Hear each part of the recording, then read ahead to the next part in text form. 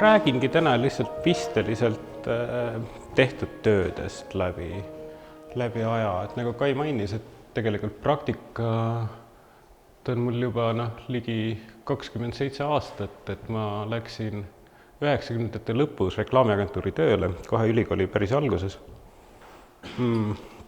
See oli reklaami koha pealt oli väga huvitav aeg, sest et selline varakapitalism oli otsa saanud, et oli juba toimunud mingisugune turu settimine või selline hea tava väljakujunemine, aga ei olnud veel toimunud see uus normaliseerumine, mis kuskil 2000ndate keskel teisel poolel ära toimus. Et see oli see aeg, kus hästi palju tegelikult Eestis tehti ise rahvusvahelistele brändidele reklaami, sest et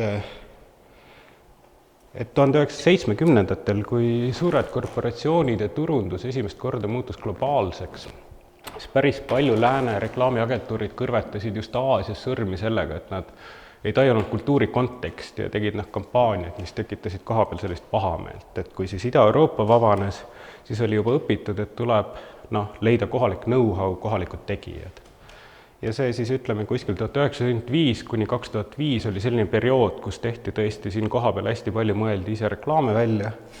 Ja kuskil peale seda, praegu tehakse Eestis sellist originaalset reklaami palju vähem, sest et me enam ei erine läänest, me oleme osa läänest, et meie kultuuri kontekst on sama, et siia tulevad valdavalt lihtsalt adapteeritud reklaamid. Aga täna ma räägin ikkagi siis sellisest omaenda iseseisvast praktikast, sest et reklaamiagentuuride töö on alati kollektiivne. Üks üsna varaseid töid, mis ma tegin omal käel, siis ma töötasin küll reklaamiagentuuris ja see oli Filharmoonia kammerkoor, oli meil ka agentuuri klient, et reklaamiagentuurid võtsid mõnikord kultuurikliente, et lihtsalt ka vahelduseks, et endal ka huvitavam teha, et kõik ei tehta ainult kommertseesmärkidel.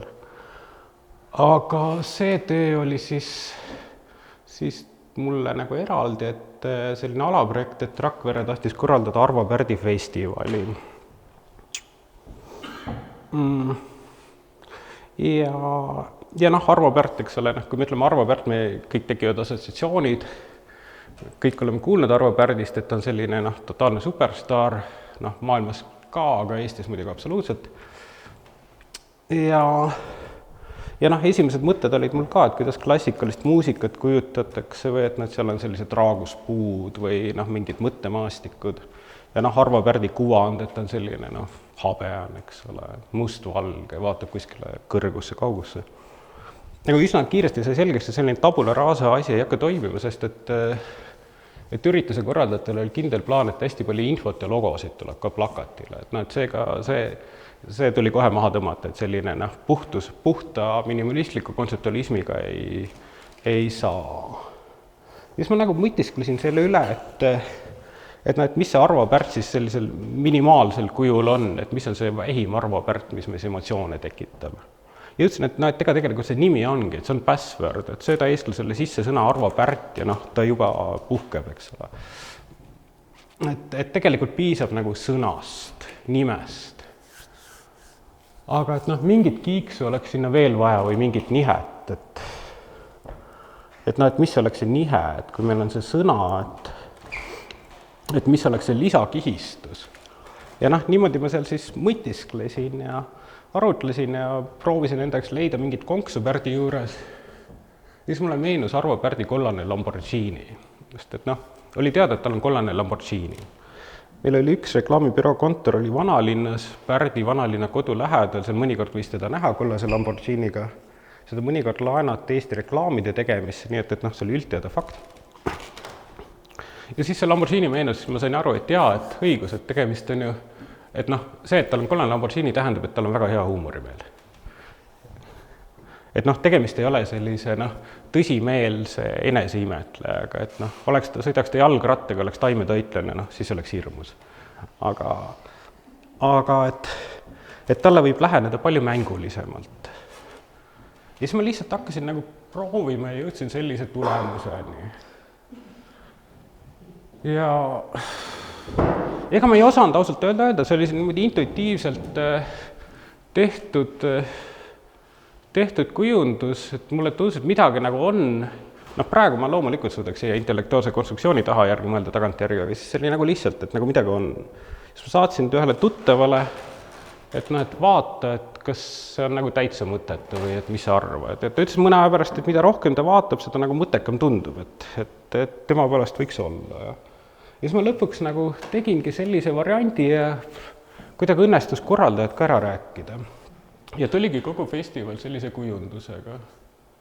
Aga noh, ühesõnaga siis selline see festivali kujundus tuli.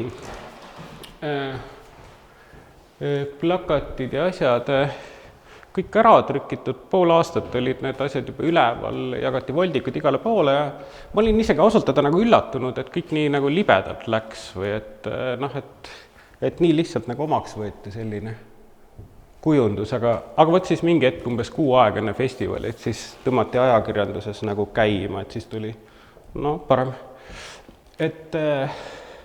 Et siis tuli selline skandaal, et siis tuli järjest artikleid, et kuidas selline asi on, noh, selline pühaduse teotus on toimunud ja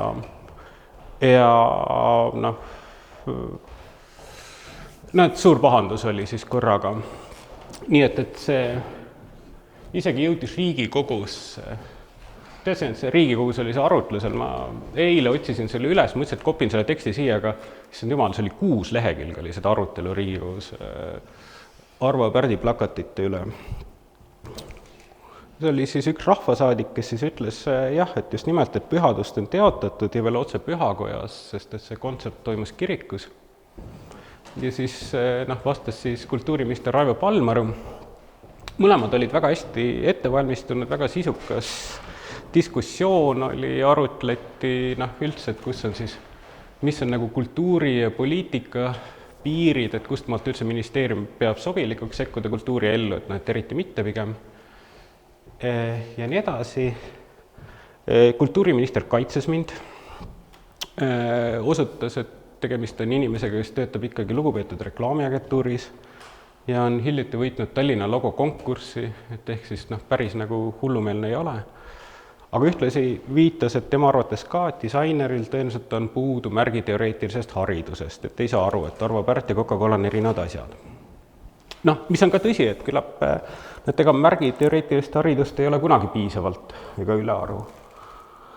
Ja nii see vestlus kulges, siis lõpuks oli, mille ma võtsin välja, et see oli viimane küsimus siis veel rahvasaadikult ministrile, et olgu, et kui selline tegu on tehtud, et blasfeemia on sündinud, et aga mida siis edaspidi ette võtta, et kas siis selliste asjade vastu edaspidi aitaks parem haridus, kas aitaks tsensuur või aitaksid sanktsioonid.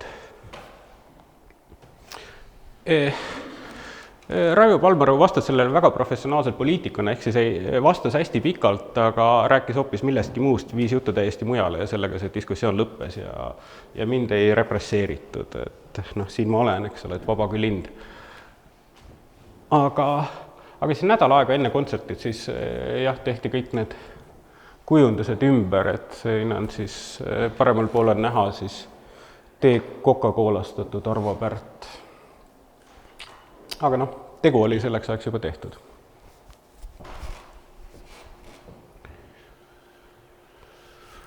Nii. Artišokist oli sissejuhatuses juttu. Artišok on selline vabavormiline, horisontaalne kogumik kunstikriitikast kirjutajaid. Seal oli siis, see oli tegelikult blogiformaat, mis siis niimoodi jooksvalt täitus.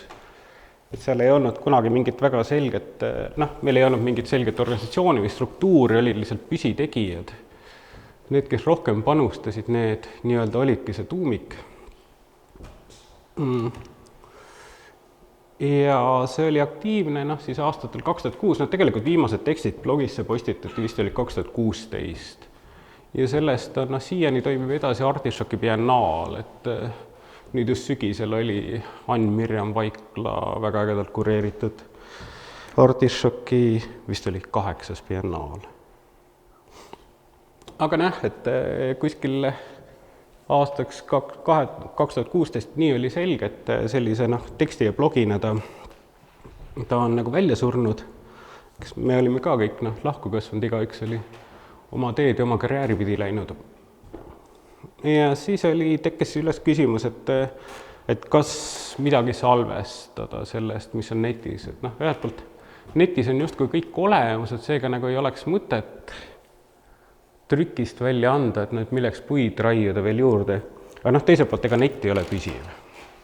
Ja märk tuli ka sellest, et meil oli Artichoke Records, me andsime välja Artichoke all muusikat, see oli rohkem selline minu nagu side business, et ma tegin paljudele Eesti sellistele alternatiivmuusikutele kujundusi, siis mul kujunes välja harjumus, et nii-öelda diili osana ma küsin neid mõned nagu avaldamata lood ja siis me panime need Artichoke'i üles.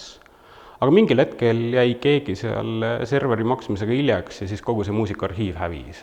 Et see oli selline selge kell, et varem või hiljem juhtub see ka kogu ülejäänud Artichoke'i sisuga, et seega, et tuleks ikkagi, oleks mõte see raamat välja anda, et mingi tekstivalimik. See mõte niimoodi paar aastat tiirutas, mina nagu pushisin seda rohkem, üritasin kedagi teist saada sinna toimetajaks, aga lõpuks see ikkagi jõudis kogu see kupatus minu kätte, et ma sain aru, et kui mina seda ei toimeta, siis ei toimeta seda keegi teine ka. Võtsin kaasa, mingi käima. Et siis 2018 aastal tuli selline kogumik. Kokku oli Artichoke'i all postitusi umbes mõni tuhat. Need olid täiesti erinevad sellistest, ütleme, pikematest artiklitest, fotoreportaažide, videode, helisalvestusteni ja nii edasi. Et sellest tuli siis loomulikult teha valik.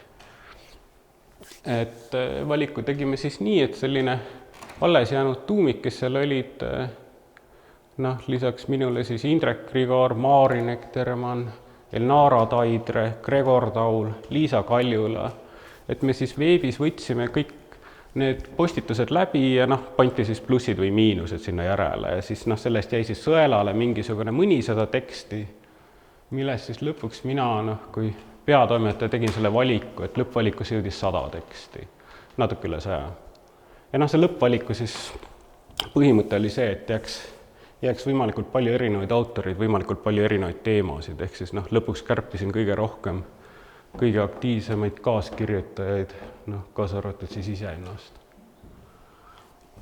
Ja siis oli küsimus formaadist, et blogi on teadupoolest, või blogi on päevaraamat, eks ole, ja nii ta meil ka kulges, et ta on selline stihiline, et tekstid tulid üksteise peale, et blogil ei ole mingisugust struktuuri, ta on lihtsalt üks jada. Et ütleme, raamatuna selline seosetu jada või ütleme, mitte teemapõhine jada ei ole kõige parem, et see on nagu selline kaos või tekstimass, et raamat vajab struktuuri.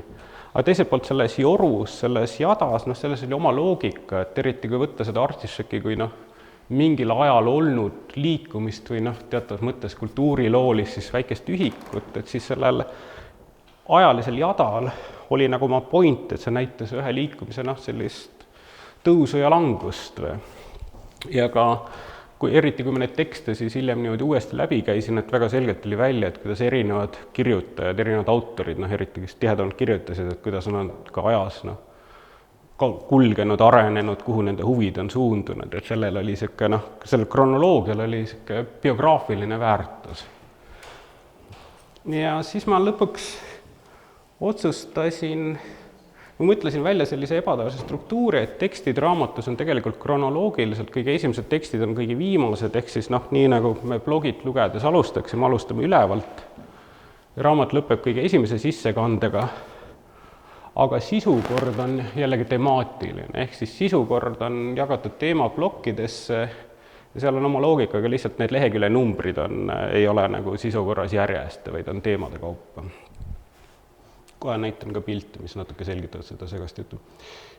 Ja sissejuhatuses samuti tahtsin sellist veidi teksti eksperimentaalse stiili jälgida. Siin ma algul püüdsin ka mingit grupi kirjutamist organiseerida, et mõte oli, et oleks selline mitmehäälne tekst, et kuna see Artichoke on selline kollektiivne looming, et on selline, mind huvitas, on ka läbivalt huvitanud selline kollektiivse autorluse teema, et siin erinevad, et sellist automatismi, või mitte automatismi, vaid grupis kirjutamist, et alustaks ühelt, kirjutasin lõigu ette, et siis teine jätkaks niimoodi, läheks lõik hargneks, tekiksid erinevad arvamused ja siis lõpuks tõmbaks kokku tagasi. Et see on narratiivselt, on iga veereg nagu räägib oma lugu. Aga ega ma selle lõpuks kirjutasin ka ise, et ma sain aru, et ikkagi tuleb kõik ise ära teha, ma siis üritasin lihtsalt mõelda nagu erinevatelt seisukohtadelt läheneda sellele meie enda biograafiale. Ja siis ta on, tegelikult on siis üks selline pikk lintjas tekst, et mis oli korras kujunduspähkel ja raamatust on siis niimoodi jaotatud lehekülgede vahel. Siin on siis sisukord, sisukorrast nagu te näete, et need lehekülje numbrid ei jookse järjest, sellepärast et need temaatiliselt, loogiliselt seostatud lood on siin raamatus tegelikult, need järgivad kronoloogiat, mitte temaatikat.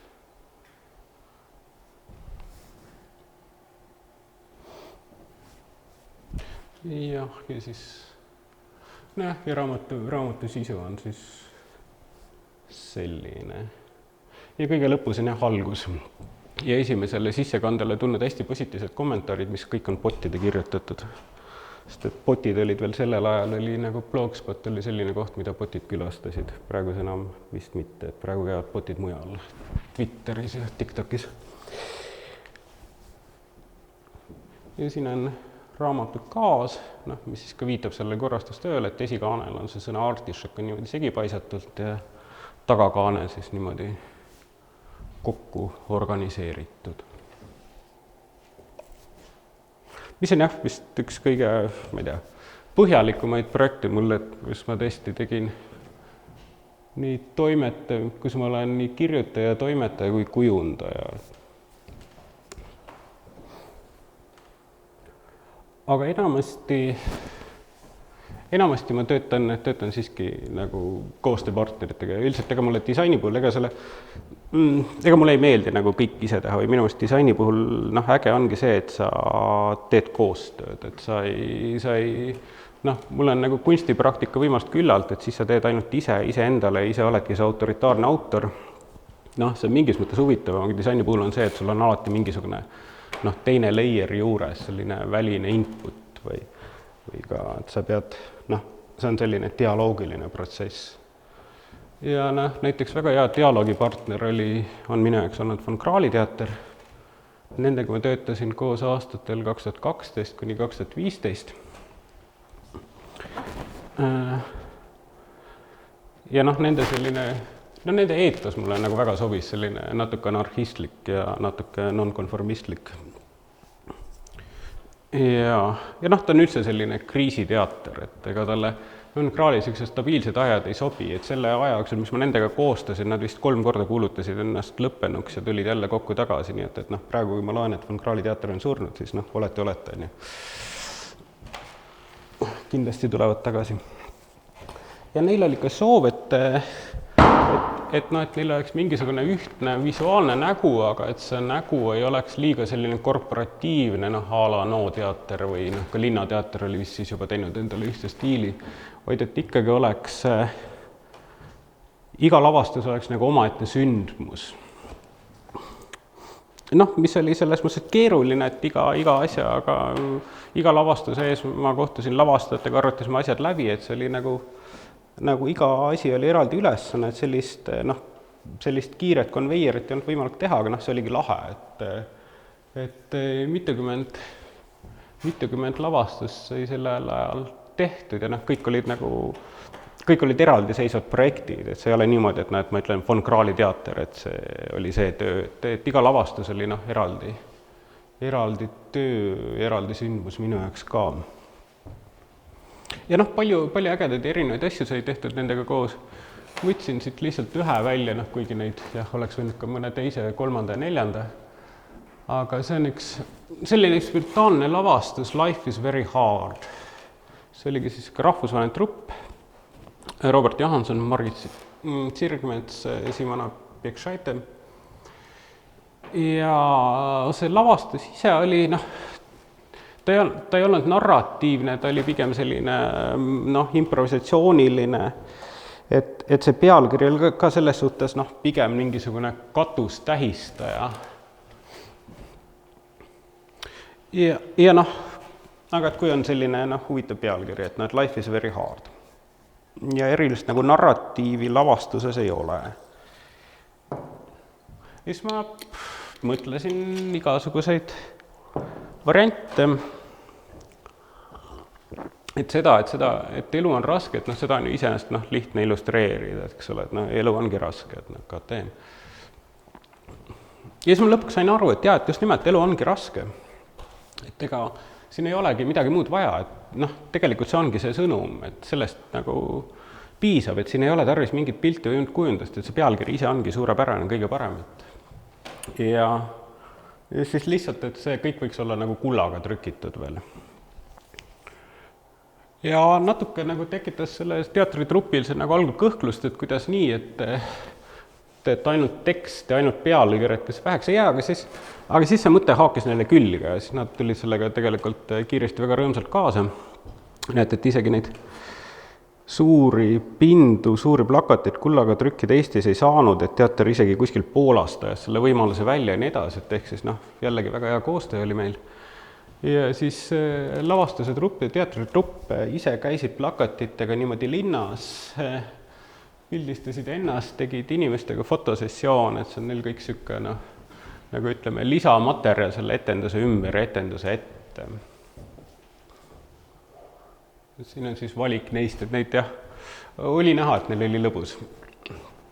Ja siis lisaks mingil hetkel öeldi teatavasti ka, et see asi on nagu läinud viral, et siin ma siis lihtsalt lõin hashtagi life is very hard Instagrami sisse ja mõned pildid võtsin sealt välja, et oli näha, et paljud olid, et inimestel oli meeldinud selle teksti kõrval poseerida või teksti all poseerida.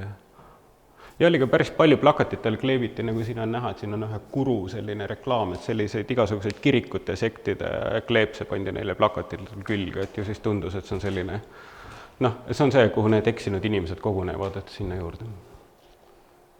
Et keda saaks siis päästa. Sest et jah, et ilmselgelt, et elu on väga raske.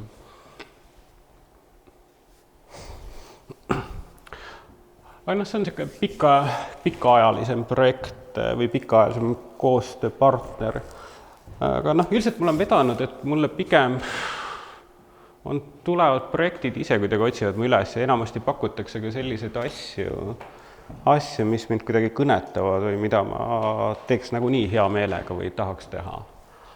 Et ka üks näiteks, et Neeme Lopp Eka kirjastusest rääkis ka tükk aega juba, et Baudrillarde'i tahaks ta minuga teha ja et ta siis tõlkis sellise tekstikogu nagu kunstivandenõu. Ja Baudrillard on mulle olnud oluline autor. Ja alguses sai niimoodi, et see oli aastal 1996. Et ma olin siis ülikooli esimesel kursusel ja Helsingis toimus selline filmifestival nagu Rakauta ja Anarkia. Ja siis me koos sõbraga otsustasime sinna filmifestivalile minna, ostsime festivali passid ja sõitsime laevaga Soome. Ja pidime siis ööbima ühe minu soomlasest kursuse kaaslase juures. Aga kui me Helsingis olime, siis tema enam telefoni ei võtnud, see kursuse kaaslane. Ja see oli 90ndate lõpp ja me olime kunstitudengid anyway, see tähendab, et me olime puruvaesed, eks ole, et mingit hotelli, sellist rikkust ei olnud kellegel, et siis me olime seal kuidagi linna peal, see ei olnud päris talv, aga see oli kas oktoober või november, et suhteliselt nagu, suhteliselt nagu ikkagi ebameeldiv nagu ilm juba. Ja siis me niimoodi lõime kuidagi aega parajaks, sest filmifestival oli järgmine päev ja me pidime kuidagi öö seal mööda saatma Helsingi linnas, kedagi tundmata, mingisugust peavarju omamata. Ja siis me lõpuks leidsime, kohalikult oli üks tehnopidu, et mõtlesin, et okei, et seal saame nagu hommikuni vastu pidada, sest peod ju kestavad hommikuni ja kui mitte muud saab suitsunurgas tukkuda. Aga Soome peod lõppesid kell 3, eks ole, seda me ei teadnud, sest Eestis oli varakapitalism, seal kestsid hommikuni ja nii edasi, et kell 3 olime jälle Helsingis tänaval ja kuhugi meil minna ei olnud, külm ja paha oli. ja siis ma ütlesin, et okei, vaatasime selge, rongijaam on ka öösel kinni, KTM. Noh, saaks kuskile trepikotta või midagi niisugust. Siis me uitasime, mingil hetkel Soome tänavapolitsei nagu hankis meile sappa ja siis nad hakkasid meil järel käima. Nii kui me kuskil üritasime korra puhkama istuda, nii nad jälle lähenesid, hakkasid küsima, et noh, onko kaikki kunnossa ja mida te tässä. No, ja siis me niimoodi kõndisime öö läbi ja need politsei ei jätnud meid rahule. Et üks patrull andis meid teisele üle ja muudkui käisid meil järel. Me ei saanud absoluutselt puhata. Nii et me olime öö läbi hommikuni kõndinud, siis kui trammid sõitsid, jättis politsei meid rahule. Ja siis me siis istusime kuskil kohvikus, jõime odavat kohvi ja mõtlesime, et no mis me nüüd peale hakkame. Et ilmselgelt festival on rikutud, sest et noh, meil ei ole mingit mõtet minna kinosaali, me jääme seal lihtsalt kohe magama. Aga kuidagi nagu, et ühesõnaga põhimõtteliselt me peame tagasi koju minema. Aga päris nii ka nagu ei saanud jätta, et mingi nagu asi oli natukene balansist väljas seal. Ja põhimõtteliselt öö läbi oli politsei meid siis jälitanud, suhtunud meisse nagu mingitesse Ida-Euroopa tänavapättidesse. Ja siis kuidagi me saime aru, et me oleme, et me võime ju olla seda, et kui nii, siis nii. Et selline Ida-Euroopa, uhkusega Ida-Eurooplane lõi välja seal hommikuses kohvikus. Ja siis me võtsime kaardi ette ja märkisime üles paremad muusika- ja raamatupoed kaardi peal. Vaatasime, kuidas järjest kõige lihtsam on lühem on minna. Ega ei olnud varem kumbki meist shopliftimisega tegelenud, aga see tuli nagu hästi lihtsalt, et just nimelt see Ida-Euroopa veri ja kõik see, et see väga kiiresti selgus, et kahekesi on ideaalne nagu shopliftida, et üks räägib müüjaga, küsib midagi ja teine samal ajal siis libistab midagi põue. Väga kiiresti tekkis vilumus, et said ka aru, et see on heaolu ühiskond, et ise kui sa näed, et müüja midagi kahtlustab, sul on aega, sest et heaolu ühiskond kõigepealt ei süüdistata, kõigepealt kontrollitakse, ta läheb kõigepealt riiuli juurde ja selle aega sa oled poest väljas, sa oled nurga taga, šalala. Nii me siis võtsime CD-sid, muusikakassette, vinüüli muidugi mitte, et vinüül on juba profilevel. Aga kui me siis rüüsteretkega jõudsime akadeemisesse kirjakaupasse, siis vaatasime seal ringi, sõpra huvitasid paar fotograafi ja siis ta ütles, et näitas mulle, et Baudrillard, see sama raamat, et Baudrillard. Ma küsin, et kes, ma ei olnud midagi kuulnud, siis ta ütles, et come on, Baudrillard, see on ju põhimees, et see võta kindlasti. Ma võtsin. Ja siis et tõesaga mingil hetkel, kui tundus, et nüüd vist on võlad tasutud, et siis läksime Tallinnasse oma saagiga tagasi. Ja see oli minu esimene Baudrillard, Ekstaasi ja Rivous. Ma ei olnud varem poststrukturalistlik autorid lugenud, et tõesti see tekst oli minu jaoks nagu väga huvitav, hoopis teistsugune kui ühesõnaga midagi täiesti uut minu jaoks, nii et mingit aega ma siis lugesin Baudrillardi nii palju, kui mulle näppu sattus. Et selles suhtes mulle nagu oluline autor. Ja kui siis oli võimalus siis Baudrillardi kunstivandenõud kujundada. Tekstid olid olemas, lisaks oli EKA kirjastusel plaan need tekstid avaldada koos Paco Ullmanni fotodega. Hästi ka hea valik, et Paco Ullmanni fotod, kui te teate, et siis ta pildistab selliseid maastikke, kus tihti on mingisugused sellised juhuobjektid, nii et pildid on justkui nagu mingisuguse objekti ja mitteobjekti piiri peal või märgi ja mittemärgi piiri peal, et väga hästi sobivad selles suhtes ka Baudrillardi filosoofiaga. Ja kunstivandenõu on selline Baudrillardi üks võib-olla tuntumaid või kurikuulsamaid tekste. Et kontekst selle kunstivandenõu kontekst on see, et see on kirjutatud aastal 1996, et Baudrillard oli 90-ndatel kunstimaailmas selline väga populaarne autoriteet, et arusaadav juba alates popkunstist tulenenud selline pealiskaudsuse kultus, mille siis Jeff Koons ja nii edasi arendasid veel edasi, et see kõik justkui tundus olevat nagu nagu Baudrillardi teooriaga kooskõlas, et eks ole, et ta räägib simulaakrumist ja sellisest reaalsuse puudumisest, et pealespinna all ei olegi midagi, et me elamegi ainult pealespinnas ja selle all on kõik tähenduste puudumine. Ja siis, kui Baudrillard 90 kunstist kirjutas, siis tõenäoliselt oodati, et see on kuidagi nagu ühesõnaga keegi ei ootanud sellist teksti, nagu Baudrillard kirjutas. Põhimõtteliselt Baudrillardi tekst on, et ta ütleb, et kunst on täiesti mõttetu. Eriti mõtet on kunst, mis tegeleb mõttetusega, sest et see selline topeltmäng, see ei varja midagi, see on sisutühi, see on puhas lihtsalt edevus, enese eksponeerimine. Et seetõttu see tekst oli skandaalne, et ta oli, arvati, et Baudrillard on kuskil kaasaegse kunsti nagu liitlane, aga ta astus siin välja just nimelt kui täielik eitaja. Ja siis ülejäänud tekstid siin kogumikus siis pigem nagu ümbritsevad seda ühte keskset teksti, mõned Baudrillardi hilisemad tekstid, kus ta seda sama teemat võib-olla veidi siis leebemalt veel käsitleb uuesti. Ja siis jõuavad tekstid, mis ka avavad seda konteksti, et miks just selline justkui nagu kunstivaenulik, kunsti paljastav sõnavõtt.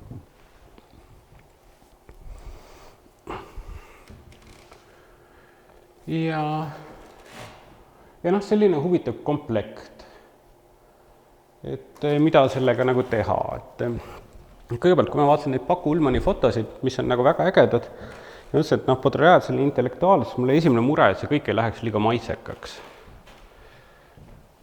Et Baudrillard on ikkagi selline, just nimelt, et ta on selline hull mees, eks ole, et ta ei ole mingi Wittgenstein, ta ei ole mingi selline väljamõõdetud lumehelbek, et ta on ikkagi, Baudrillard on metslane, ta on rockstar, eks ole, ta on tüüp, kes käis orgiatel.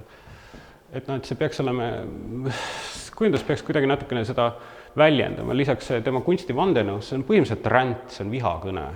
See on nagu ülipikk Delfi kommentaar kaasaegse kunsti teemal. Mõtlesin, et kogu selline kaasaegne kunstiparanoia on seal kirjas. Ja üleüldse, et ütleme, kui Baudrillard ei oleks tänapäeval, siis ta oleks tõenäoliselt väga produktiivne 4chani kaasakirjutaja. Et ta on kogu see internetiparanoia, QAnon ja nii edasi, et kõik selle juured viivad Baudrillardile. Et ehk siis midagi sellist nagu robustsemat oleks teha, et see midagi nagu paranoia teooriale viitavamat. Ja siis kaanelahendus oli see, et kui Baudrillard kirjutab kunstist, et jah, et siis justkui paistab nagu kirjutaks kunstist, aga tegelikult selle kunsti taga on siis vandenõu, et see vandenõu on siis niimoodi peidetud sinu freskiga. Ja sisu osast, nagu ma ütlesin, et seal on see üks keskne tekst ja seda ümbritseb veel suur hulk teisi tekste, aga see, kogu see fookus on selle ühe teksti ümber. Ja siis mõtlesin ka, et see teksti võiks eraldi koos nende Paku fotodega niimoodi omaette komplektina välja tuua, sest et minu meelest selle teksti kunstivandenõu, et see väärtus on pigem performatiivne akt, et see ongi just nimelt, et nagu hüpata keset kunstisaali ja röökida seal, et see ei ole mingisugune intellektuaalne arutelu, see ei ole eriti tark tekst või see ei ole eriti mõistlik tekst, ta on just nimelt selline puhas punk. Ja siis seetõttu ma ka võtsin selle teksti kujundamist rohkem kui, et lähenesin niimoodi vabamalt, et üldse, mis on graafilise disaini, eks ole, unique point on see, et tekst käitub nagu pilt ja pilt käitub nagu tekst. Ja ma siis teksti sisse või teksti taha siis panin kollaaži, siin on Paku Ullmanni foto, just nimelt näha sellised tühjuse ja nagu märgi piiri peal toimivad maastikud. Ja need teksti taga, sest kollaažid on siis kokku pandud interneti meemidest, mis on siis meemid kas kaasaegse kunsti või siis simulaakrumi või siis kiirendusühiskonna kohta, millest on selline kollaaž. Miks meemidest? Sest mulle üldse tundub just nimelt, ma ütlesin, et Baudrillard on kuidagi selline nii või naa on kaasaegse internetikultuuri oraakel ja meemid on, eks ole, kaasaegse internetikultuuri keskne osa. Meemid on ka autoriõigustega kaitsmata, eks ole, meemid on siiani vähemalt nii-öelda rahvakultuur ehk vabavara. Ja ma tahtsin ka lisaks siis jäljendada sellist, ütleme, YouTube'i esseistika stiili, et seal on üsna levinud selline, et kus kasutatakse näiteks meeme ja fotoarhiividest võetud stokkfotosid, kus on ka kõik need stokkvesimärgid on peal, ehk siis, et noh, mis koosnevad sellistest piltidest, kus meelega viidatakse selle, et ükski pilt ei ole autentne, et kõik on arhiiv, kõik on lavastus, kõik on märk, et see mulle tundus, et sobib ka väga hästi kogu selle Baudrillardi õpetusega.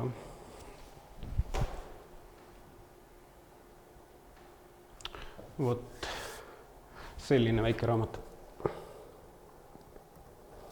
Nii. Värskem töö, see on siis kaasaegse kunstimuuseumis Edith Carlsoni näitus Return to Innocence. Ja siis kutsuti sinna tegema siis graafilist disaini. Ja noh, eks ma Edithit tean nagu niisama ka juba varem ja üldjoontes tean, mida ta teeb, mida ta mõtleb. Ja noh, meil oligi see lihtne kokkusaamine, et küsisin, et kas sa teed jälle betoonist, siis ta ütles, et ei, et seekord teen šamotist. Küsisin, mis värvi see on, ta ütles, et see on selline punakas. Siis ma ütlesin, ahah, ja ega me rohkem ei rääkinud, et siis ma mõtlesin šamotile, et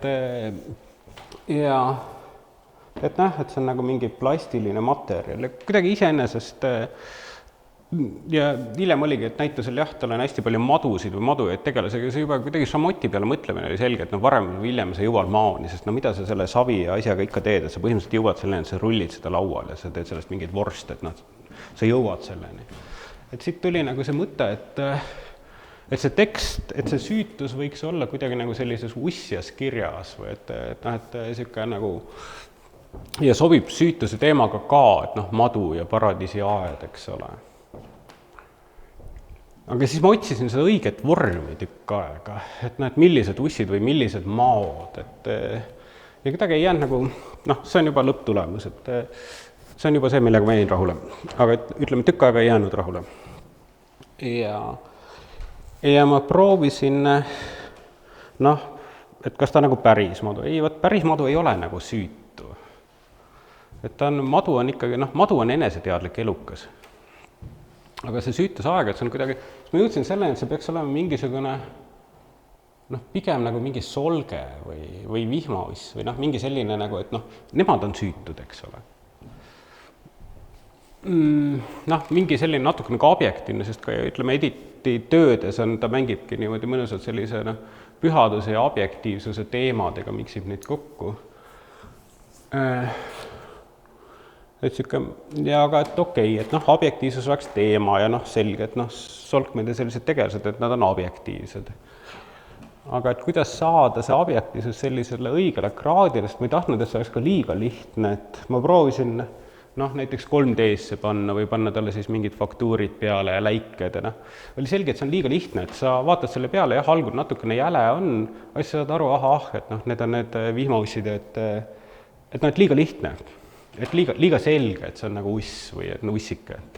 Et kuidagi, et see objektiivsuse kraad peaks olema nagu hillitsetud, et nagu oleks nagu mingisugune limukas, aga ei oleks ka, et oleks natuke nagu ma ei tea, nagu džungel, et sa täpselt ei saa aru, et kas need on seal varjud liiguvad või äkki tiiger läheneb, et kuskil niimoodi hillitsetud piiri peale. Ja siis ma lõpuks, kuna ma nagunii käisin ka Tartus õpetamas, et siis ma lõpuks mõtlesin, et olgu, et ega siin muud ei aita, et tuleb minna zooloogiamuuseumisse ja lihtsalt vaadata neid ümarusse seal ekspositsioonis. Siis ma läksin zooloogiamuuseumisse ümarusside leti, et hästi palju erinevaid solkmeid ja muid siseparasiite, jumala eest õige teema, sest et tõesti nad on nagu ussid. Ja siis ma vaatasin neid hästi pikalt, pildistasin ka, aga sain aru, et pildistamine ei ole, et tuleb lihtsalt sisse elada. Nagu solkmeks olemisse, nii. Ja nad on tõesti natuke, neis on see nagu madusus on olemas ja samas nad on nagu süütud, eks ole, kui sa mõtled nagu siseparasiidi elutsükli, ta ei saagi kunagi täiskasvanuks, ta jääb alati keha sisse, ta on natuke nagu sündimata laps, eks ole.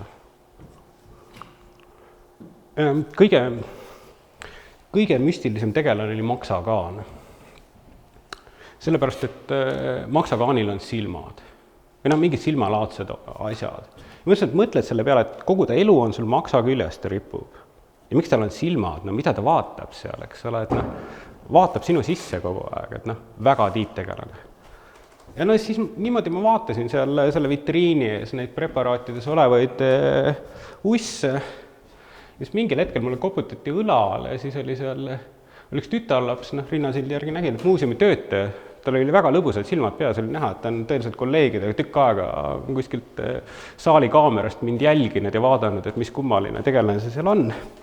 Ta ütles, et kahjuks pean ütlema, et me 15 minuti pärast sulgeme. Siis ma sain aru, et ma olen tõesti siin juba nii sisse mediteerinud ennast teemasse, et mulle tuleb meelde tuletada, et see sessioon lõpeb 15 minuti pärast, et pean enda siugete sõpradega hüvasti jätma.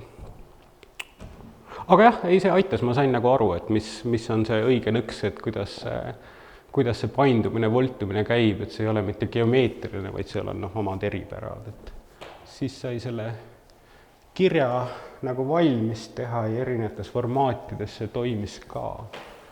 All on siis ka spordibluus selle kirjaga, selle tegin kõigepealt lihtsalt fotomontaažina, panin netti üles ja siis inimesed kohe tahtsid seda endale, nii et siis EKKM tegi tiraaži selliseid kampsuneid ka selle Solkma või Soolika kirjaga. Muuseumi näituse vaateid. Olgu, aeg hakkab ka olema viimane asi, siis värske projekt. Ravikindlustus kõigile. See oli üsna juhuslikult, sättusin Elin Kardiga kokku ja rääkisime, et mis üldse nagu teeme ja nii edasi, siis ta mainis, et see oli suvel, et sügisel, et neil on see traditsiooniline ravikindlustuse kampaania ja et võib-olla võiks nagu mõelda midagi, et teha, et siuke lootusetu ülesanne, et ega nad on, Kunstnike Liit on seda aastakümneid vist juba kommunikeerinud, et tegelikult loovisikud peaksid saama elementaarseid sotsiaalseid garantiisid ja sükestele ei ole see nagu seni laiemat ühiskondlikku vastukäe tekitanud. Ja ütleme, et minul oli see ka üllatus, et Kunstnike Liit on tegelikult nagu teinud mingit visuaalset kampaaniat varem, et ma ei olnud seda märganud, et mis iseenesest räägib ka midagi. Ja see jutt jäi niimoodi õhku, aga et võiks midagi teha äkki. Ja siis korraga Elin kirjutas, et nüüd oleks võimalus, et mis ma arvan ka, et kas oleks mõtet, et oleks võimalus kuskil kaubanduskeskustes, et Viru keskuses ja Solarises saada paariks päevaks peaaegu tasuta pinnad. Me teame, et reklaamimüüjatel on kohustus enda pinnad ära täita ja aeg-ajalt jäävad augud ja siis neid pakutakse, eks ole, ka näiteks kultuuriinstitutsioonidele, et on võimalik saada kas väga soodsalt või tasuta. Et siuke võimalus, et äkki oleks mõtet teha. Ja see lõi mul tule põlema ja silmad särama, sest et see on ka üldiselt teema, et millega ma ka doktorantuuris tegelen, et ma uurin, see on taktikaline meedia, ehk siis, et kuidas selliseid alternatiivseid kunstilisi või aktivistlikke sõnumeid edastatakse peavoolumeedia kanalites või peavoolumeedia vahenditega.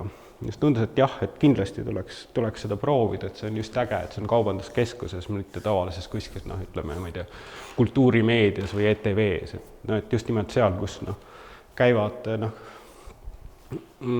inimesed lihtsalt, ütleme, kõige laiem selline kogu ühiskond käib, et see ei ole mingisugune eriala ega ametlik ega poliitiline meedia. Aga et mida seal siis teha? Üsna kiirelt ka, et esimesed mõtted ka, et midagi kuidagi sellist kunstiliselt või alternatiivselt, et ei, sain aru, et ei, just nimelt, et siin tuleb nagu läheneda teisiti, et see kindlasti ei peaks olema kunst või see kindlasti ei tohiks välja paista kuidagi nagu kultuurne. Sest et üldse, et see ravikindlustus, et esiteks ongi laiem probleem, see ei ole nagu kunstnikuna probleem, see ei ole loovtööstuse probleem, eks ole, et eriti seoses karantiiniga on selline prekariseerumine ja sellega kaasnev probleemistik puudutab aina suuremaid ühiskonnagruppe, et see on ka ühiskonna aina rohkem kohale jõudnud need puudujäägid, mis on näiteks sotsiaalkaitsesüsteemides, mis on sätitud traditsioonilise ühiskonnamudeli järgi, mis enam ei kehti. et seega, et noh, see kõnetabki tegelikult potentsiaalselt palju laiemat inimrühma kui noh, ütleme kunstnike liit või loomeliidud. Noh, siis üldse, eks ole, noh, küsimisega, et see on noh, nii-öelda toetuse küsimisega, raha küsimisega, et ega see on ju probleemne teema kultuuri valdkonnas, et see on selline, noh, mis ühiskonnas laiemalt tihti ei leia positiivset vastukoja. Kultuur seostub paljudele just nimelt mingisuguse noh, kuluga ainult. Ega Eesti ühiskond väga pisaraid ei usu, et selline, noh, ütleme, küünlad käes ümber Kunstiakadeemia vundamendi augu nutmine, et noh, see ei tekita ühiskonnas resonantsi, et seega selline noh, küsimise, et see ei peaks olema küsimine, et see tuleks ümber mõelda, just nimelt, et see ravikindlustuse probleem, et see tuleks ümber mõelda nagu visioonina, et see on visioon, mida me pakume, see ei ole raha küsimine, see on visiooni pakkumine. Ja sealt edasi jah, oli lihtne, et okei, et meil on kunstnike liit, aga noh, kui see oleks midagi muud, et lihtsalt, et teeks sellise kampaania, mille võiks teha, ütleme, mõni progressiivne rahvapartei, kui meil oleks mõni selline. Et jätame kogu selle kunstnike liidu ja kogu selle muu kultuuri stilistika kõrvale. Ja siis, noh, oligi lihtsalt puhtalt nagu selline, ma ei tea, arvutus üles, et olgu, et millised värvid toimivad avalikus ruumis ja mis ei ole ära kasutatud. Noh, roheline on ära võetud, punane on ära võetud. Kirgas sinine, siit ei paista välja, aga tegelikult see on nagu ere sinine, et kasutada sellise spektri servaala värve, et mida tavaliselt ei kasutata, sest noh, trükis ei ole neid võimalik teostada, aga kuna meil on noh, digiekraanid, siis seal on võimalik, et see on selline sinine, et noh, mida sa tõesti noh, kilomeetri kauguselt juba näed. Et noh, sinine okei, mis sellega koos veel oleks, on positiivne noh, roheline värv, ja kaubanduskeskuste üles, selline lihtne sõnum, sellises heas loetavas iseloomuga fondis, see on ühe Ukraina disaineri tehtud fond, kahjuks ei kirjutanud üles praegu nime, mis ta nimi on, aga see on värske fond, ja siis kaubanduskeskustesse, sellistele just pindadele, kus tavaliselt kultuurisõnumeid ei edastata või ka sotsiaalseid sõnumeid ei edastata.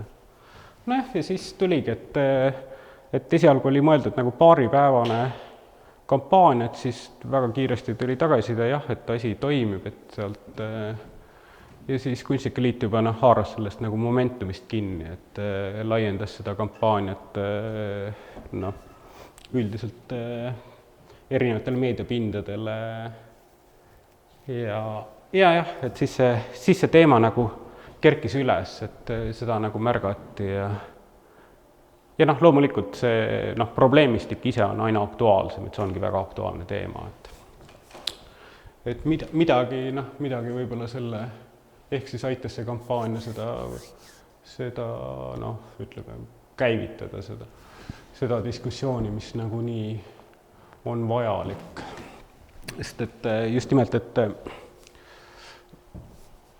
et on selline, on hästi intuitiivne arvata, et ühiskond on kuidagi nullsumma mäng, et kui ühtedel hakkab parem, et siis see on selle arvelt, et kellelgi teisel peab hakkama halvem, et tegelikult sellise sotsiaalse ja kaasava disaini praktikast me teame, et kui noh, ühiskondlikule elule ja noh, kaasa arvatud ühiskondlikele teenustele tagatakse juurdepääs ka neil gruppidel, kes on seni kõrvale jäetud, siis noh, tegelikult kogu ühiskond võidab sellest, kõigil hakkab sellest parem.